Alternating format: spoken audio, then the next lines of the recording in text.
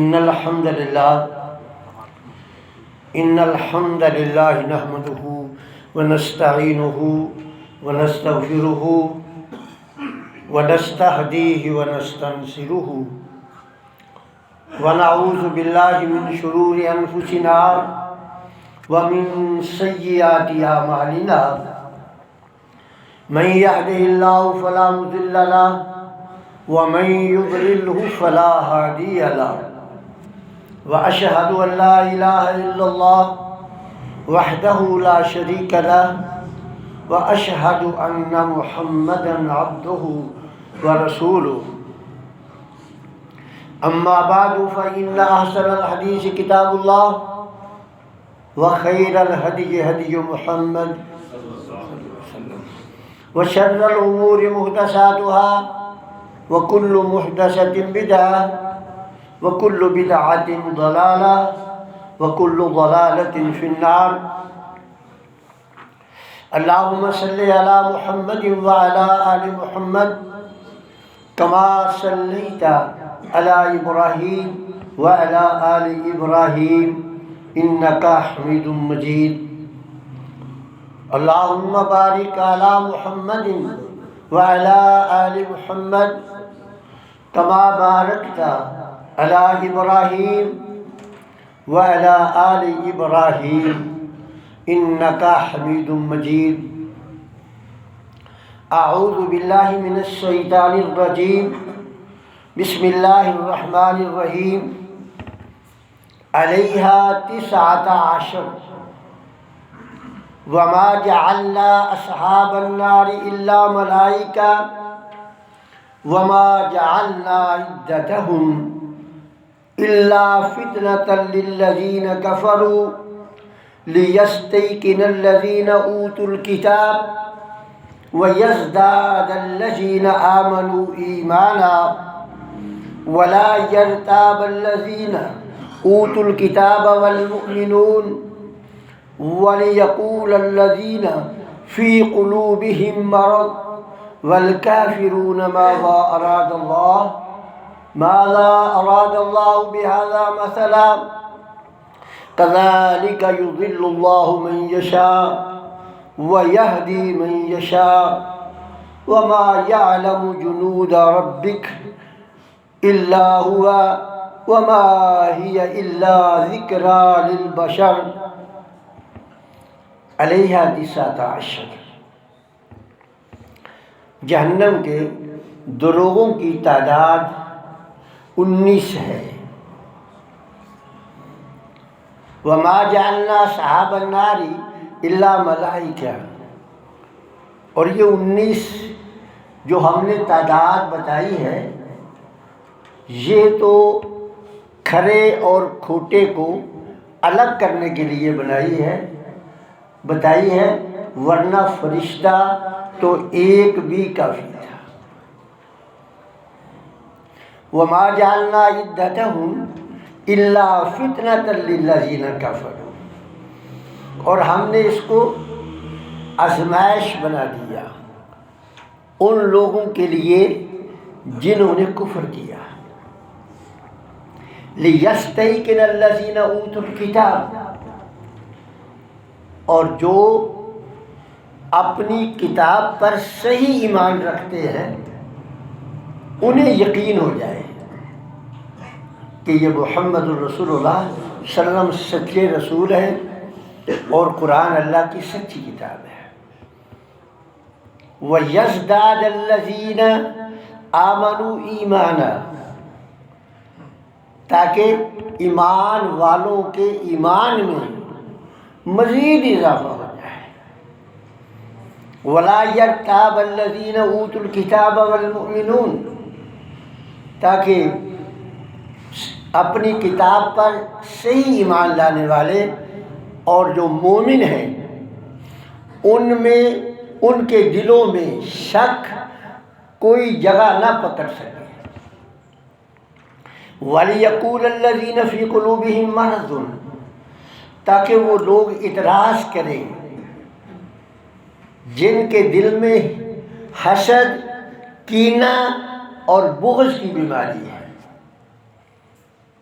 والکافرون، اور کافر یہ کہیں ماذا اراد اللہ بہذا مثلا، یہ جو اللہ نے 19 فرشتے جہنم کے دروغے بتائے ہیں، اس کا کیا مقصد ہے؟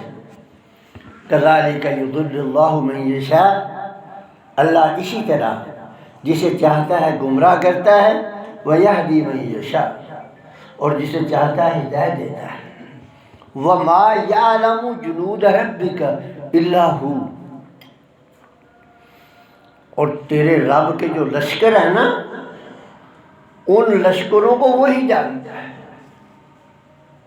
وما ہی الا ذکری للبشر، اور یہ جو تمہیں آیات پڑھ کر سنائی گئی ہے نا، یہ تو نصیحت انہی کے لیے ہے جو حقیقی معنوں میں حقیقت قبول کرنے کی صلاحیت رکھتے ہیں۔ میں نے گزشتہ جمعے میں بھی عرض کیا تھا کہ سورۃ مدثر جو ہے، یہ آج کے دور میں جو فتنہ مسلمانوں میں عروج پکڑ رہا ہے، یہ فتنہ کوئی نیا نہیں ہے۔ الحاد کا فتنہ، زندیقیت کا فتنہ، یہ کوئی نیا نہیں ہے، یہ ہر دور میں رہا ہے۔ یہودی بھی بعض ملحد تھے، عیسائی بھی بعض ملحد تھے، اور فرقوں میں بھی ملحد تھے۔ تو رب ذوالجلال نے یہ بات واضح کی سورۃ مدثر کے اندر کہ یہ الحاد جو ہے، یہ کوئی تحقیق کا نتیجہ نہیں ہے، یہ جہالت اور بے علمی کی پیداوار ہے۔ یہی لوگ جو یہ اعتراض کرتے ہیں کہ بھئی یہ چیزیں سمجھ میں نہیں آتی ہیں، تو ان سے اگر کوئی پوچھے کہ بتاؤ یہ کہ یہ بات تمہیں سمجھ میں آتی ہے کہ مرغی کا جو بیضہ ہے اس سے 21 دن کے بعد بچہ باہر آ جاتا ہے اور آتے ہی چلنے لگتا ہے۔ مرغی کا جو بیضہ ہے 21 دن کے بعد بچہ باہر آ جاتا ہے اور انڈے سے باہر آتے ہی وہ چلنے لگتا ہے۔ اور انسان کا جو بیضہ ہے وہ 6 ماہ سے لے کر 9 ماہ تک بطن میں رہتا ہے۔ 6 ماہ یا 9 ماہ کے بعد باہر آتا ہے اور پھر وہ 1.25 سال اور 1.5 سال کے بعد چلنے لگتا ہے۔ یہ بات ان کی سمجھ میں آتی ہے؟ تو یہ رب ذوالجلال کا نظام قدرت ہے، یہ وہی جانتا ہے۔ تو یہ عقل کے اندھے ایسی چیزوں پر نہیں اعتراض کرتے بھئی کیا وجہ ہے، ہم نہیں مانتے کہ مرغی کے انڈے سے بچہ جو ہے 21 دن کے بعد آتا ہے، وہاں نہیں اعتراض کرتے ہیں۔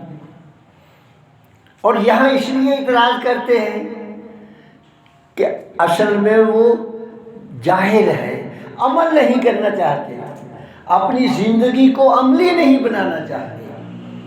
تو جب اللہ رب العزت نے ان کو انتباہ کیا، خبردار کیا کہ بھئی اس جہنم سے بچ جاؤ جس جہنم کے اندر تمہاری جھلک جو ہے، تمہارا چمڑا جو ہے وہ 1 سیکنڈ میں نہ جانے کتنی بار تبدیل ہوگا، اور علیہ 19 اس جہنم کے دروغے 19 ہیں۔ تو ظاہر ہے کہ رب ذوالجلال کو یہ علم تھا کہ جب یہ ان کو کہا جائے گا نا کہ جہنم کے دروغے 19 ہیں، تو پھر یہ مکار جو ہے نا الگ الگ بولیاں بولیں گے۔ کوئی کہے گا لو، اور کہا بھی اس وقت کے ملحدین نے، انہوں نے کہا لو اربوں کی تعداد میں انسان ہوں گے اور یہ 19 فرشتوں کو تو ہم ادھر سے ادھر کر دیں گے پکڑ کے۔ تو رب ذوالجلال نے جواب دیا کہ ایک فرشتہ جو ہے نا، یہ تو 19 صرف تعداد بطور آزمائش کے بتائی ہے، فرشتہ تو ایک بھی کافی ہے۔ اور فرشتہ اگر نہ بھی ہو، فرشتہ اگر نہ بھی ہو تو جہنم اکیلی ہی کافی ہے۔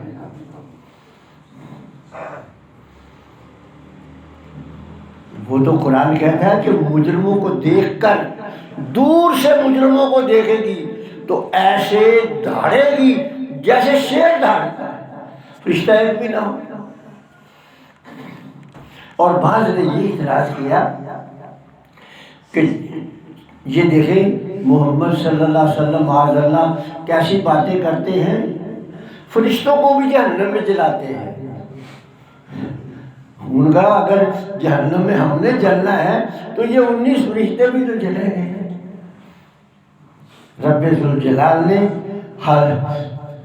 ابراہیم علیہ السلام کی مثال پیش کی کہ آگ کی کیا جرت کہ وہ اپنی مرضی سے کام کرے۔ آگ میں یہ جرت نہیں ہے کہ وہ اپنی مرضی سے کام کرے۔ آگ پابند ہے اس مالک کی جس مالک نے آگ کو پیدا کیا ہے۔ اور اس کی ایک مثال قرآن مجید میں اللہ تعالیٰ نے بڑیاں مثالیں دی ہیں، اور وہ اسی لیے دی ہے کہ ایک آدھ مثال جو ہے نا وہ رونما کر دی تاکہ لوگوں کے لیے عبرت ہو جائے۔ اب ابراہیم علیہ السلام کو آگ نے نہیں جلایا، پھر کسی نے اعتراض کیا کہ بھی یہ کیا ضرورت تھی، فرشتوں کو دروغے کیوں بنایا؟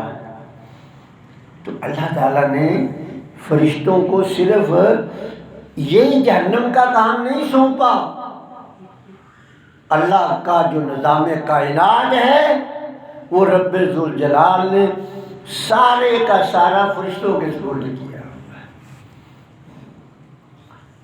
اللہ حکم دیتے ہیں، فرشتے سر انجام دیتے ہیں۔ اور یہ کام اللہ تعالیٰ نے نا، کبھی سوچیں آپ بھی آخر انسانوں اور جنوں کو کیوں نہیں سپرد کیا؟ کیونکہ 3 مخلوقیں جو ہے نا یہ ذوی العقول ہے۔ 3 مخلوقیں، فرشتے، انسان اور جن، یہ ذوی العقول مخلوقات ہے۔ 2 مخلوقیں جو ہے نا انسان اور جن، اس کی فطرت اور جبلت میں اللہ نے اختیار رکھا ہے، اور فرشتوں کی جبلت اور فطرت میں اللہ نے اطاعت رکھی ہے، اختیار نہیں رکھا۔ ایسا نہیں ہے کہ یہ دنیا کے ممبروں کی طرح نہیں ہے، پاکستان کے قومی اور صوبائی اسمبلی کے ممبروں کی طرح نہیں ہے کہ صبح کو ایک پارٹی میں اور شام کو لگائیں جب اور دوسری پارٹی میں چلے جائیں۔ کل جس کا اقتدار تھا آج وہ جیل میں چلا جائے، ایسا نہیں ہے۔ اللہ کے جو اللہ نے جن کے ذمہ کام سپرد کیا ہے نا وہ اللہ کے مطیع و فرما بردار ہے۔ اور پھر اللہ نے ایک یہ جو کہا نا بھی ایک بھی فرشتہ کافی ہے، اس کی بھی اللہ نے قرآن میں ایک باقاعدہ واقعہ رونما کر کے لوگوں پہ یہ حقیقت واضح کر دی ہے۔ لوط علیہ السلام کے پاس جو فرشتے آئے تھے نا وہ 2-3 ہی تھے، کوئی فرشتوں کی فوج نہیں تھی، لیکن کیا کیا انہوں نے؟ وَجَعَلْنَا عَلِيَّهَا سَافِلَهَا، وہ پورے کا پورا شہر جڑ سے اکھاڑ کر الٹا کر نیچے پھینک دیا۔ اللہ فرماتے ہیں کہ ہم نے ان فرشتوں نے نیچے کو اوپر کر دیا اور اوپر کو نیچے کر دیا۔ اور یہ بات ان فرشتوں نے لوط علیہ السلام کو پہلے بتا دی تھی کہ آپ گھبرائیں نا، ان کا جو حشر ہوگا تاریخ اسے یاد رکھے گی، لنرسل علیہ حجارۃ من طین، کہ بس صرف یہی ایسا ہی نہیں ہوگا کہ ان کو زمین سے ان کے شہر کو اکھاڑ کر اور الٹا کر پھینک دیا جائے گا، بلکہ ہم ایسا کرنے کے بعد ان کے اوپر پتھر کے سنگ ریزے اور زمین کے تودے بھی گرائیں گے۔ تو وہ دو تین فرشتے تھے نا جنہوں نے پورے کا پورا شہر تہہ و بالا کر دیا۔ اللہ اکبر۔ فرمایا کہ ہم نے یہ وما جعلنا عدتہم الا فتنۃ للذین کفروا، کہ ہم نے یہ آزمائش، اس واقعہ کو آزمائش بنا دیا کہ کون اس بات کو تسلیم کرتا ہے اور کون اس کا انکار کرتا ہے، کھرے اور کھوٹے کی تمیز ہو جائے۔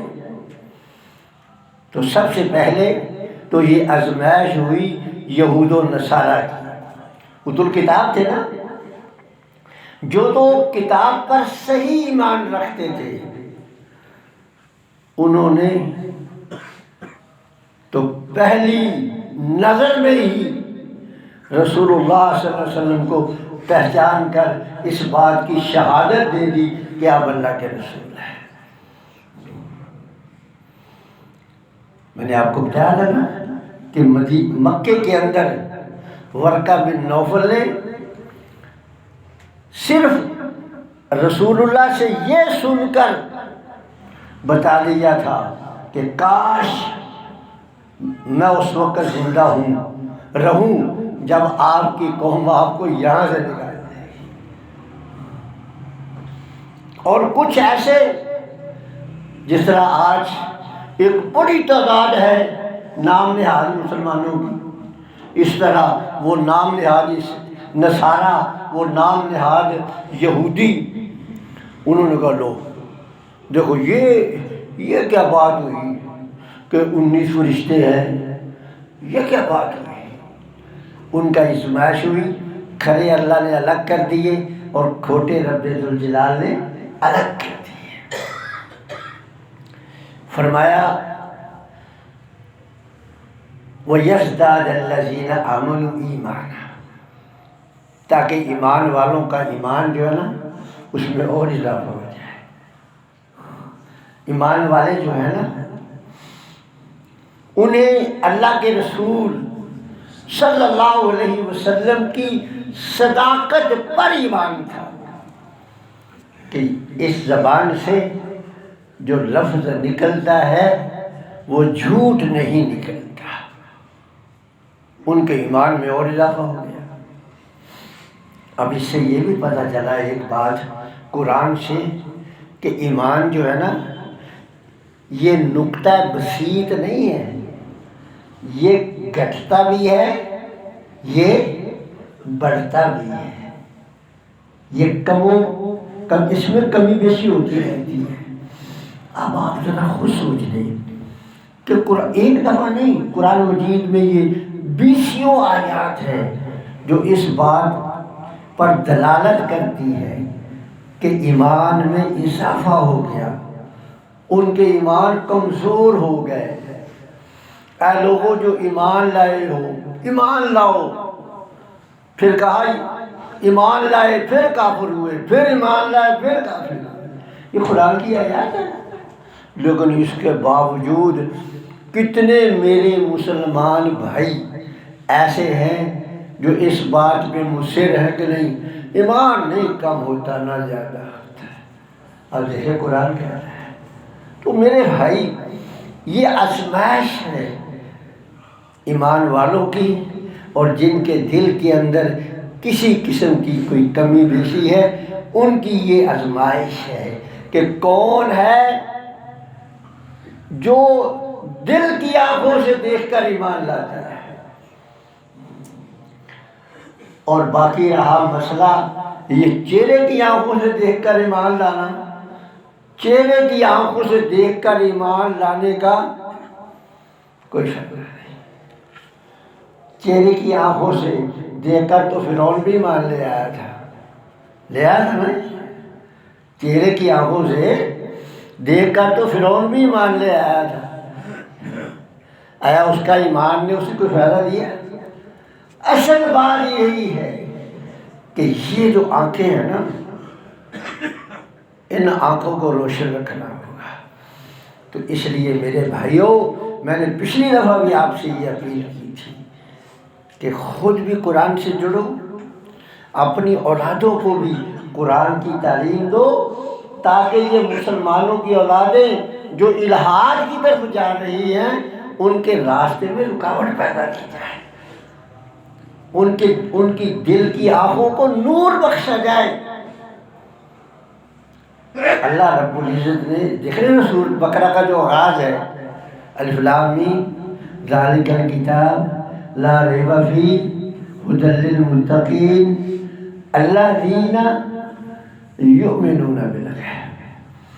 پہلا وصف ہی رب نے یہ بتایا ہے کہ جو متقی ہے نا، جو پرہیزگار ہے نا، جو مومن ہے نا، جو اللہ کے بندے ہیں نا، ان کی دل کی آنکھیں روشن ہیں۔ وہ چہرے کی آنکھوں سے دیکھ کر نہیں مانتے، وہ دل کی آنکھوں سے دیکھ کر مان لیتے ہیں۔ اللہ کی نہیں، اللہ اکبر۔ پھر اللہ نے فرمایا وَلِيَقُولَ الَّذِينَ فِي قُلُوبِهِم مَّرَضٌ وَالْكَافِرُونَ مَاذَا أَرَادَ اللَّهُ بِهَذَا مَثَلًا يُضِلُّ كَذَلِكَ يُضِلُّ اللَّهُ مَن يَشَاءُ وَيَهْدِي مَن يَشَاءُ۔ اللہ جو ہے نا جسے چاہتا ہے ہدایت دیتا ہے اور جسے چاہتا ہے گمراہ کر دیتا ہے، لیکن اس کی جو مشیت ہے نا، اس نے بتایا ہے کہ ایسا نہیں ہے کہ ایک آدمی کہ دل میں ایمان نے گھر کیا ہے اور وہ ایمان کی روشنی میں چل رہا ہے تو اللہ اس کو زبردستی پکڑ کے جہنم میں ڈال دے، ایسا نہیں ہے۔ اور یہ بھی نہیں ہے کہ ایک دل کی آنکھوں کا اندھا ہے اور وہ جہنم کی طرف دوڑتا جا رہا ہے اور اس کو کان سے پکڑ کے جنت میں داخل کر دے، ایسا بھی نہیں ہے۔ اس نے کے ساتھ بتایا ہے فَأَمَّا الَّذِينَ آمَنُوا فَيَعْلَمُونَ أَنَّهُ الْحَقُّ مِن رَّبِّهِمْ وَأَمَّا الَّذِينَ كَفَرُوا فَيَقُولُونَ مَاذَا أَرَادَ اللَّهُ بِهَذَا مَثَلًا۔ اور آگے کیا فرمایا يُضِلُّ بِهِ كَثِيرًا وَيَهْدِي بِهِ كَثِيرًا وَمَا يُضِلُّ بِهِ إِلَّا الْفَاسِقِينَ۔ گمراہ اسے کرتا ہے جو اگر نیکی بھی کرتا ہے تو دکھلاوے کے لیے کرتا ہے، جب فاسق ہے وہ اگر اعمال صالحہ کرتا ہے تو ایمان کے بغیر کرتا ہے، اعمال صالحہ تو کرتا ہے لیکن اس کے دل میں ایمان نے جگہ نہیں پکڑی۔ یہ دو چیزیں شرط ہیں، ایمان اور اعمال صالحہ۔ ایمان کے بغیر اعمال صالحہ کی کوئی قیمت نہیں، اور ایمان کے ساتھ اگر اعمال صالحہ نہیں تو ایمان قابل اعتماد نہیں۔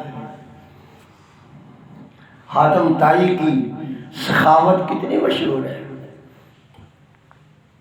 عرب کے جو جاہلی شعراء ہیں نا، انہوں نے لکھا ہے کہ حاتم طائی کو صاحب راہ کہتے تھے۔